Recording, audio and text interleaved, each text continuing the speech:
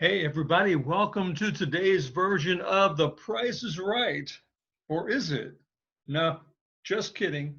We're not going to go back to the old TV program, but I must admit, I used to like that a lot. So anyway, today we're really going to talk about price reductions and the dangers of overpricing. I don't know how you feel, but as I've been watching the market these days, there's really only one reason why homes that are priced properly are not selling. Yes, you're right. The price is not right. Something's wrong with the price because in today's market, I'll say it again, in today's market, properties that are priced well are selling quickly. So I thought it might be a good day to talk a little bit about price reductions. So there are a couple of dangers that we probably should talk about as we're looking to list more properties and price them properly. It's all about talking to your sellers, your potential sellers, right off the bat about the initial dangers of overpricing. I've got some really good material that I can share with you, and most everything you're going to see here today on my screen I have in a PDF that I can share with you so that you can share that with your sellers. But let's just take a look at some of the dangers of overpricing. Many potential buyers won't even look, thinking it's out of their range. Those buyers who do look are shopping by comparison, and looking at your home may convince them to make a bid on a different property. Ouch. Here's a good one.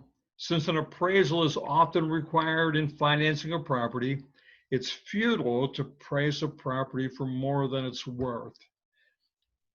Properties left on the market for extended periods of time usually become shop-worn, causing many to believe something's wrong.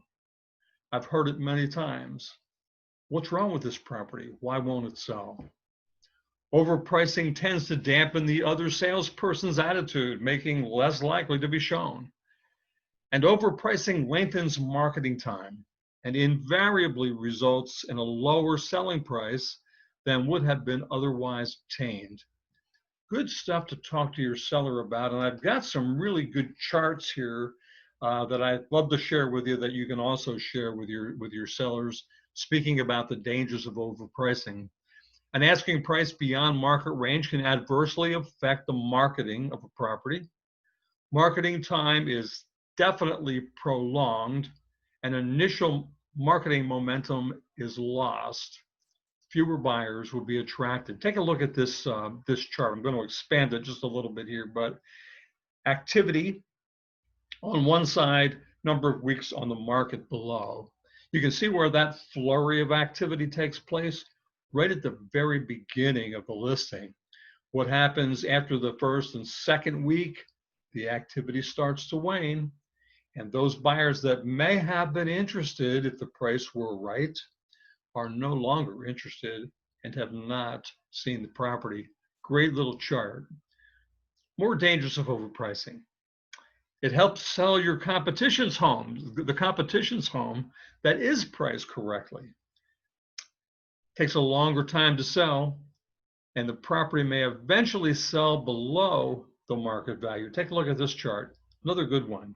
You see where the price started, obviously higher than market value, came down in price a couple of times, ultimately sold for lower than market value. I've seen that happen more often than once, for sure. Again, saying we have to be able to price competitively. Great chart. Again, happy to share it with you. So how do we handle a price reduction? Well, other than carefully, I've got a few suggestions for you. Selling a house can be one of the most stressful times in people's lives. If you've ever done it, you know it's true. Your clients trust you as the real estate professional to provide the leadership and insight necessary to help them reach their goals. However, That emotional connection to the property may make them hesitate to reduce the price, even when the market requires it. So true. So navigating a price reduction can be tricky, but if done correctly, you'll enhance your relationship with your clients and help them achieve their objectives. So let's take a look, let's take a reality check first of all. The reality of a price reduction discussion. It's going to happen in your real estate career. Trust me. Even though you think you've priced it well, or even if you think you did the right thing by pricing it at what the seller wanted to price the property at, you probably will have to have this conversation. So I think it's really important to understand what the seller's going through. And having been a seller myself, I can assure you that I can relate to this material. So hang in there with me if you would, and just want to say that the debut of a new listing is really critical. You know, more buyers are searching the internet for new listings than ever before. You know it's true. We've heard it time and time again. But here's a statistic that I came across that I wasn't really aware of, but it's kind of amazing. When you look at new listings getting 4 times more web traffic than older listings. Pretty interesting. By the way, that's the time you want to strike. It's the debut of the listing. We know that if a home hasn't received attention from buyers after the first 30 days, probably the first week or so in today's market, the price likely needs to be adjusted. Although you've done the research and have suggested a reasonable and competitive price for the listing, we know that sellers don't always take our advice when it comes to listing price. Well, I'd really like to list it here. And we can show them all the charts. We can give them all the facts. But every once in a while, we're going to say, okay. I personally believe that if we say, okay, the next part of the conversation is, but Mr. and Mrs. Seller, we're going to really have to take a look at what's happening activity-wise with your property every week. And I'm going to do my best to keep you informed. So it's really crucial. But there are a couple of stages that someone goes through. This is kind of a fun part here. There are some stages that people go through that I think are interesting. They're real. I think we need to understand them, and we need to understand how to react to them. So stage one is just denial. You know, due to their emotional attachment, even though they know they overpriced their home, that emotional part of attachment to their property just tells them this can't be true. They're in denial. Stage two, however, takes that denial and turns it into anger. You know, after a week or two of inactivity, your sellers are going to get upset, and they're going to be looking for someone or something to blame it on. And that's where phase three comes in, frustration. Your seller's pent-up anger can now be directed at you. Yeah, even though you did your best to talk to them about pricing at the initial part of their listing. So what happens after frustration? Well, it's disappointment. You know, through continued education on the neighborhood market that hopefully you're giving them, they discover that their price is in fact unrealistic. They have missed the prime marketing opportunity, and now they've got to live with the results of that. So it's an acceptance. Finally, stage 5. Nearly 56% of sellers said they reduced their asking price at least once. The average reduction about 10 to 12%. That comes from NAR. So we've got to be able to understand the process of what a seller was going through and the stages of this acceptance. And we have to be able to help them work through the process. So how do we do that? Number one, we've got to be visible. Communicate with your sellers. Show them you're doing all you can to show their home at least once a week. At least once a week. I used to make it a part of my weekly schedule. Every Monday, whether something happened or not, I would make sure I communicated with the sellers to let them know what was or wasn't happening. Write them a personal note every once in a while to say how much you appreciate their business, how much you enjoy communicating with them. Every 21 days or so, I used to try to make a point every month in a normal market, probably every couple of weeks in this market. Even though we can't go face to face with them, we should be having a serious conversation with them about marketing, specifically about price, and seeing if we can't do something to adjust that. But be visible. Listen. I've had a problem with this all of my life, but I'm learning. I'm trying to be a better listener. The best way to make sellers comfortable is to be able to listen and affirm their feelings. I also try to put them in the shoes of a buyer.